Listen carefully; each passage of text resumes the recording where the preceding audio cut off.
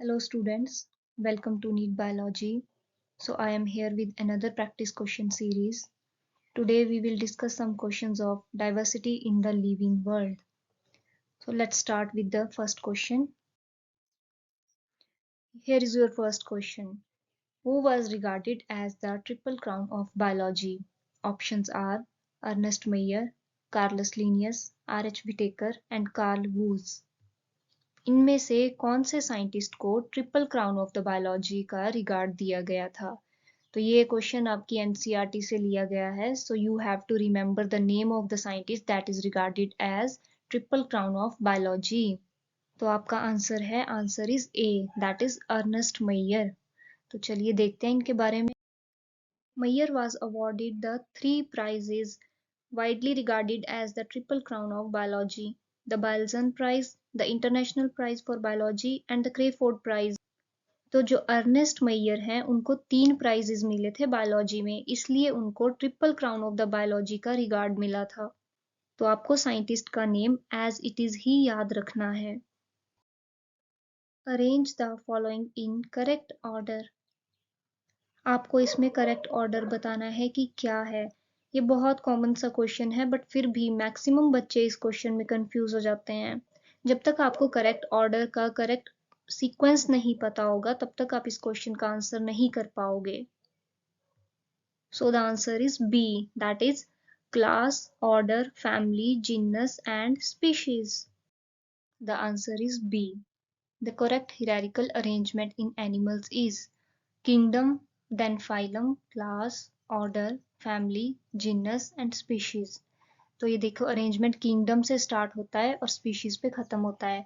देखो आपको ascending order में भी पूछा जा सकता है और डिसेंडिंग ऑर्डर में भी, तो आपको दोनों ऑर्डर्स पता होने चाहिए कि अगर आपसे स्टार्टिंग टू एंडिंग पूछा गया या एंडिंग टू स्टार्ट पूछा गया है तो आपको पूरा का पूरा ऑर्डर एज इट इज ही याद रखना है. किंगडम से आप याद रखेंगे, then phylum, class, order, family, genus and lastly species. So let's come to the next question. Which of the following is a correct statement?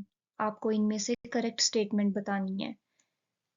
Options are slime molds are saprophytic organisms which are classified under kingdom Monera. Mycoplasmas have DNA, ribosome and cell wall. Cyanobacteria are a group of autotrophic organisms classified under kingdom Monera.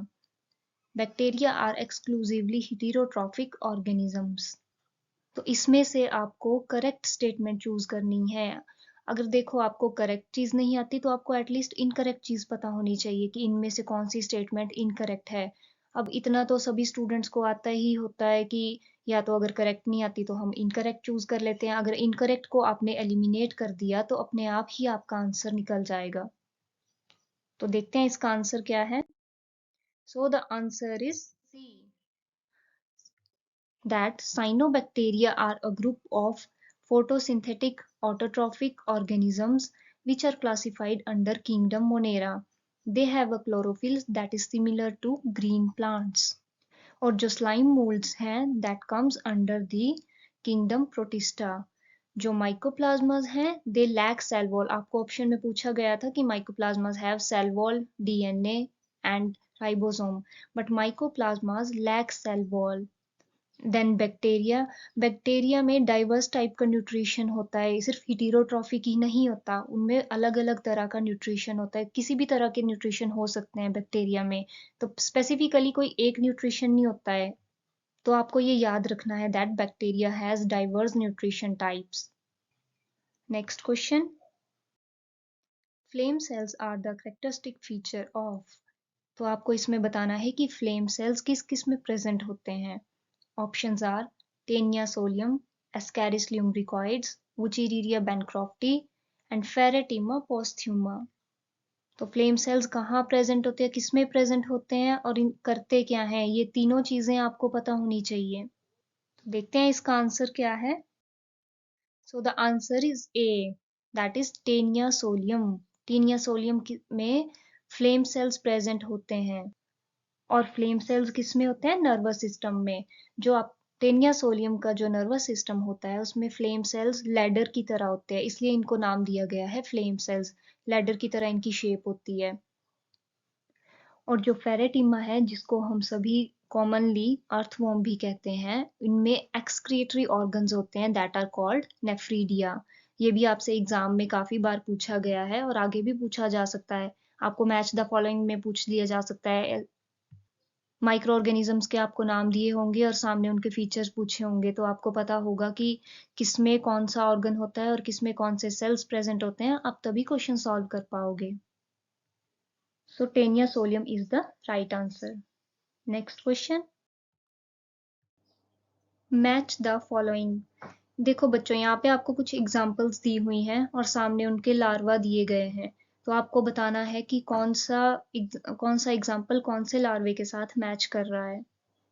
तो यहाँ आपको different different organisms दिए हुए हैं, like पाइला, Unio, sea cucumber, इकाइनोइडी। अब आपको इसमें match करना है कि कौन सा किसमें लार्वा प्रेजेंट होता है। अब देखिए, थोड़ा बहुत तो आप मैच कर सकते हो इससे, जैसे आपको दिया हुआ है echinoidea and is it is the same as echinopluteus larva. This is called common understanding.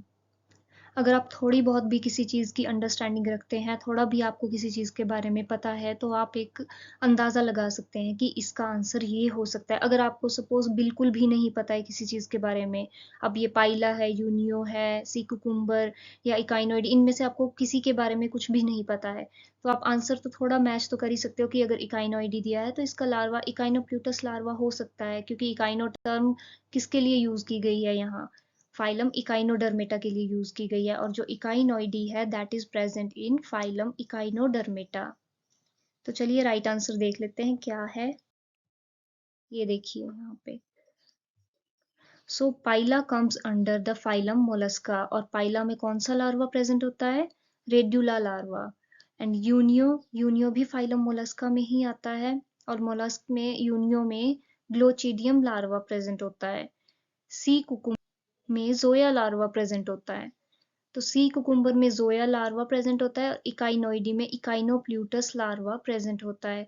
तो सी कुकुम्बर और इकाइनोइडी ये दोनों ही फाइलम इकाइनोडर्मेटा के ऑर्गेनिजम्स हैं।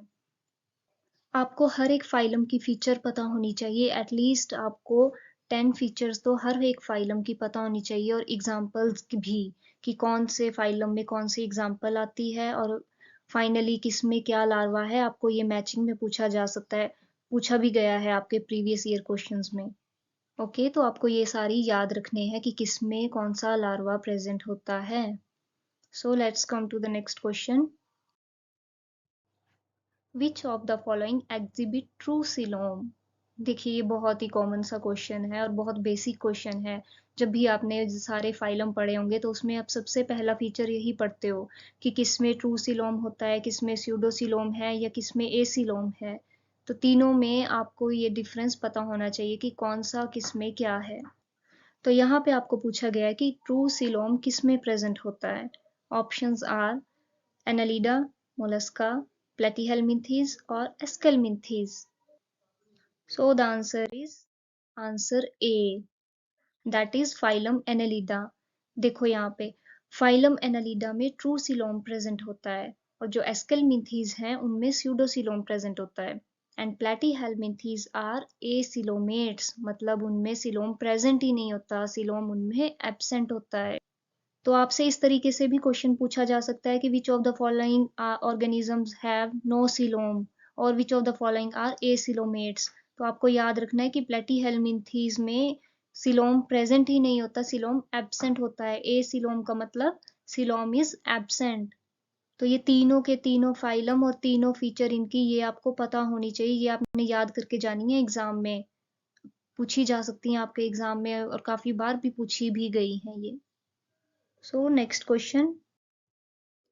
Scypha, Spongilla and Euspongia are the examples of।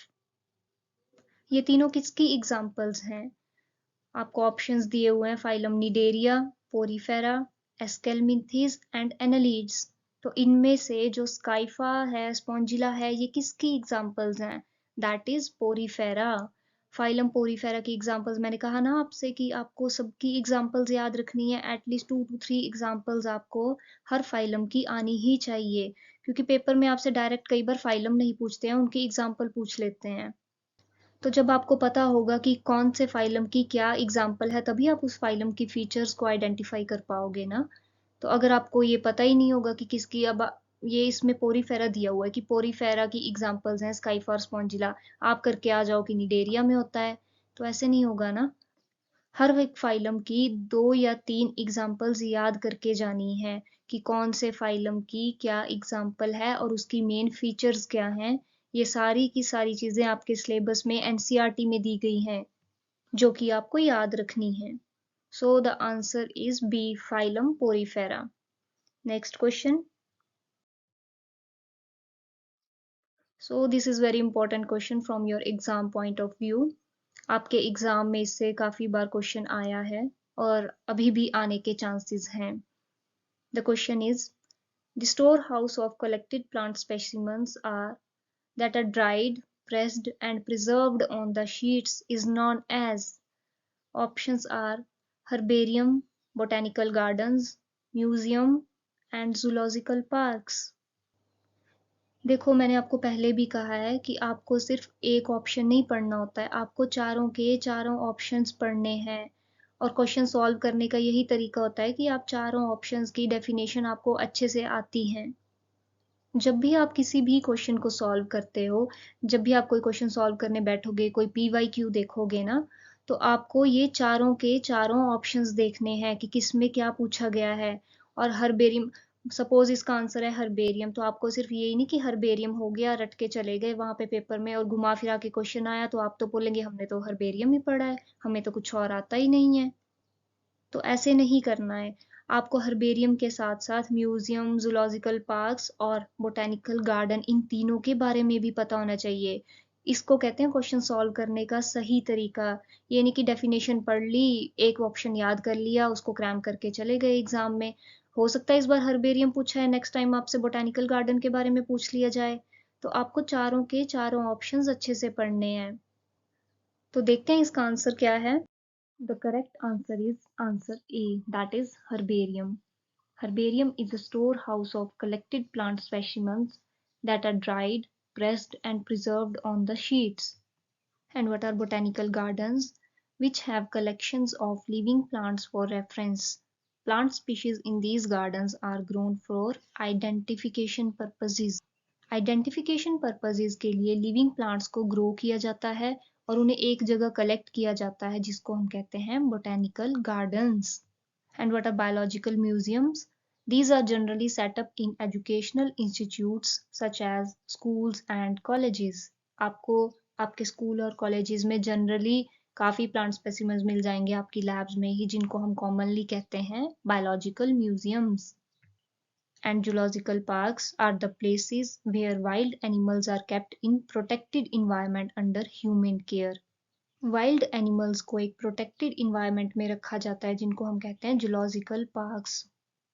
सो जैसे मैंने आपको पहले भी कहा है कि आपको सिर्फ एक ही ऑप्शन नहीं देखना है। अब देखो एक क्वेश्चन से ही आपके 4 टॉपिक क्लियर हो गए कि आपको ये भी पता चल गया कि herbarium, botanical garden, zoological park क्या होते हैं, बायोलॉजिकल म्यूजियम्स क्या होते हैं। तो आपको क्वेश्चंस इसी तरीके से सॉल्व करने हैं। आप अपने जितने भी पीवाईक्यू सॉल्व करोगे आप इसी तरीके से करोगे कि सिर्फ एक ऑप्शन ही नहीं, आपके चारों के चारों ऑप्शंस ही क्लियर हो जाएं, ताकि आपसे एग्जाम में किसी भी तरीके से क्वेश्चन पूछा जाए you can solve it very very easily. और सॉल्व आप तभी कर पाएंगे जब आपको चारों के चारों ऑप्शंस पता होंगे, जब आपको चारों डेफिनेशंस पता होंगी और आपके कंसेप्ट क्लियर होंगे। So next question. Who proposed a five kingdom classification? This is very basic question. हर एक स्टूडेंट को पता होना चाहिए and obviously पता ही होगा. Options are Carlus Linnaeus, R.H. Whitaker, Carl Woese and Copland. Carolus Linnaeus ने two kingdom classification का concept दिया था, तो इन दोनों में कंफ्यूज मत हो जाना। जो आंसर है that is R H Whittaker. R H Whittaker ने 5 किंगडम क्लासिफिकेशन दिया था और जो कार्ल वूज है इन्होंने डोमेन कंसेप्ट दिया था। So the answer is B, that is R. H. Whitaker in 1969 proposed a 5 kingdom classification, and these 5 kingdoms are Kingdom Monera, Protista, Pangaea, Plantae, and Animalia. तो ये पांचों किंगडम आपको, इन पांचों के नाम आपको याद होने चाहिए और डिस्कवरी किसने की थी, दैट इज आर.एच. व्हिटेकर ने। तो ये सारी चीजें आपको याद रखनी है। आपसे एग्जाम में मैचिंग में क्वेश्चन पूछा जा सकता है कि टू डोमेन कंसेप्ट किसने दिया था, थ्री किंगडम क्लासिफिकेशन किसने दिया था, और सामने आपको डिस्कवरर के नाम दिए जा सकते हैं। और ये क्वेश्चन मैच द फॉलोइंग में पूछा जा सकता है, तो आपको इसको बहुत अच्छे से ही याद करके जाना है, एज इट इज ही आपने याद कर लेना है। तो आपका पर्पस सिर्फ क्वेश्चंस को सॉल्व करना नहीं होना चाहिए, आपका पर्पस होना चाहिए कि आप उस पूरे कंसेप्ट को सॉल्व कर पाएं और पूरा टॉपिक समझ पाएं। आपको टॉपिक को अंडरस्टैंड करना है, क्रैम करके नहीं जाना है एग्जाम में। और अगर आप इस तरीके से क्वेश्चंस को सॉल्व करेंगे, जितने भी आपके पीवाईक्यूज हैं और जितने भी आपको क्वेश्चंस इस प्रैक्टिस सीरीज में करवाए जा रहे हैं, ये सभी क्वेश्चन अगर आप ऐसे ही सॉल्व करोगे तो आप पेपर अपना 100% अटेम्प्ट कर पाओगे, बहुत अच्छे से अटेम्प्ट करोगे। क्योंकि आप कोई भी कंसेप्ट, कोई भी टॉपिक वहां पे भूलोगे नहीं, आपको याद आ जाएगा कि हमने इस क्वेश्चन में ये चीजें पढ़ी हैं। तो आप सब अपनी तैयारी करते रहिए, एग्जाम बहुत नज़दीक है। All the best all of the students. So that's all, thank you so much.